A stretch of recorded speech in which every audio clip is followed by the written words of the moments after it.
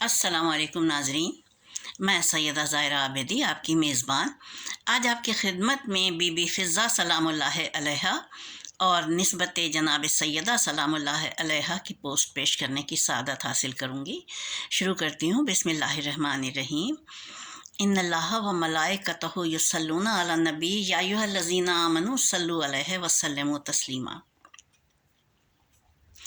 اللہم صلی علی محمد وعلی آل محمد کما صلیت علی ابراہیم وعلی آل ابراہیم انکا حمید مجید۔ اللہم بارک علی محمد وعلی آل محمد کما بارکت علی ابراہیم وعلی آل ابراہیم انکا حمید مجید۔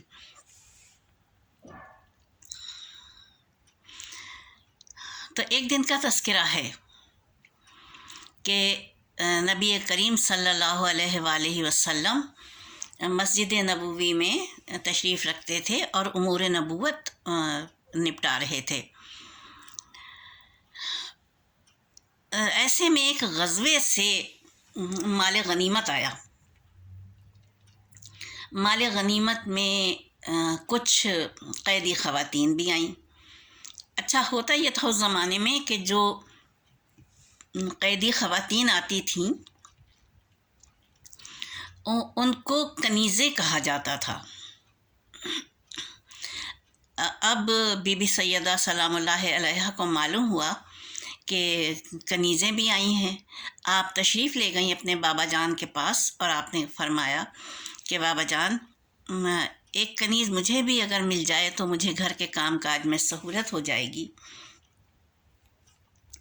جناب رسول کریم صلی اللہ علیہ وآلہ وسلم نے فرمایا کہ دیکھو بیٹی، میرے پاس ابھی اور بھی مستحقین ہیں، اس لیے میں تمہیں ابھی نہیں دے سکتا ہوں کوئی کنیز۔ اور پھر بی بی سیدہ واپس آ گئیں بیت الشرف پر۔ جب آپ بیت الشرف پہ واپس آئیں تو کچھ دیر کے بعد ایک یہودی آیا آپ کے باب شرف پر اور آپ کو دعوت دی اپنی بیٹی کی شادی میں آنے کی۔ آپ نے فرمایا کہ میں جناب امیر المومنین سے اجازت لے لوں تو پھر جواب دیتی ہوں۔ یہودی کہنے لگا کہ میں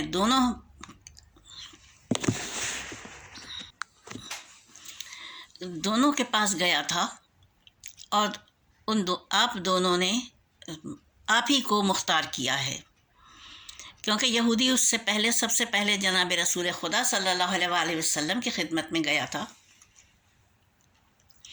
اور اس نے کہا تھا کہ میری بیٹی کی شادی ہے، میری عزت افزائی ہوگی اگر آپ کی دختر گرامی میرے دولت قدے پر آئیں گی تو۔ جناب رسول خدا صلی اللہ علیہ وآلہ وسلم نے فرمایا کہ میں تو عقد کر چکا ہوں اس کا علی کے ساتھ، تم وہاں چلے جاؤ۔ امیر المومنین کا نام لے کے کہا۔ یہودی آیا اور اس نے جناب مولا کائنات سے فرمایا کہا کہ میری بیٹی کی شادی ہے، اگر آپ اجازت دیں تو بی بی سیدہ تشریف لے چلیں۔ جناب امیر المومنین نے فرمایا کہ اس امر کی مالک اب سیدہ خود ہیں۔ تو تب جا کے یہودی پھر بی بی سیدہ کے در پر آیا۔ اب یہودی تو چلا گیا بلاوا دے کے، اور مسجد نبوی سے فراغت کے بعد اپنے ذمہ داریوں سے فراغت کے بعد نبی کریم اپنے حسب دستور بیٹی کے گھر تشریف لے آئے۔ جناب سیدہ نے اپنے بابا جان سے کہا کہ بابا جان، یہودی آیا تھا اور اس نے شادی کا بلاوا دیا ہے۔ جناب رسول خدا صلی اللہ علیہ وآلہ وسلم نے فرمایا ہاں مجھے معلوم ہے، وہ پہلے میرے پاس ہی آیا تھا۔ جناب سیدہ سلام اللہ علیہا نے فرمایا کہ بابا جان، میرے پاس کپڑے نہیں ہیں، شایان شان شادی کے خرمے کے پیوند لگے ہوئے کپڑے ہیں، تو میں شادی میں کس طرح سے جاؤں؟ تو جناب رسول خدا صلی اللہ علیہ وآلہ وسلم نے فرمایا کہ بیٹی، جو مرضی معبود ہو اس پہ عمل کرنا چاہیے، دعوت آئی ہے تو جانا ہوگا۔ اب بی بی سیدہ نے حکم کی تعمیل کی اور مرضی معبود کی تعمیل کی اور تیار ہو کے اپنے حجرے سے باہر آئیں، ابھی گھر سے باہر تشریف نہیں لائی تھیں کہ حوران جنت حلہ بہشت کے ساتھ آپ کے دولت کدے پر بیت الشرف پر نازل ہوئیں، اور آپ کو حوران جنت نے ہی آراستہ کیا، جنت کا لباس تھا، جنت کی خوشبو تھی، اور اپنے جلوں میں لے کر بی بی سیدہ کو یہودی کے مکان پر پہنچیں۔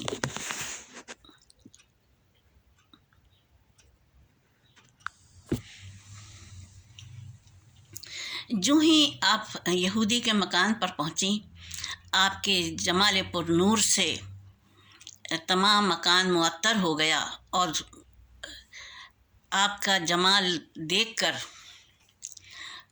خوشبو بہشت سے معطر ہوا تو تھا، لیکن سارے مرد و زن یہودی جتنے تھے وہ سب بے ہوش ہو گئے۔ پر روایت یہ 500 یہودی مرد و زن تھے۔ اب سب کو ہوش آ گیا کچھ دیر کے بعد، لیکن دلہن کو ہوش نہیں آیا۔ بی بی سیدہ سلام اللہ علیہا نے 2 رکعت نماز پڑھی اپنے رب کے حضور، اور گویا ہوئی کہ میں پروردگار میں تیرے رسول کی بیٹی ہوں۔ اگر دلہن ہوش میں نہیں آئی، کیونکہ دلہن کی نبض ڈوب گئی تھی جب لوگوں نے دیکھا اس کو، تو آپ نے فرمایا کہ پروردگار عالم، تو میں تجھے واسطہ دیتی ہوں اپنے بابا جان کا کہ مجھے سرخرو کر دے اور دلہن ہوش میں آ جائے۔ ابھی آپ کی دعا پوری بھی نہیں ہوئی تھی کہ ہونٹوں پر ہی تھی دعا کہ دلہن کلمہ شہادت پڑھتی ہوئی اٹھ بیٹھی، اور اس نے کہا بی بی سیدہ سے کہ مجھے مذہب اسلام کی تعلیم دیجیے۔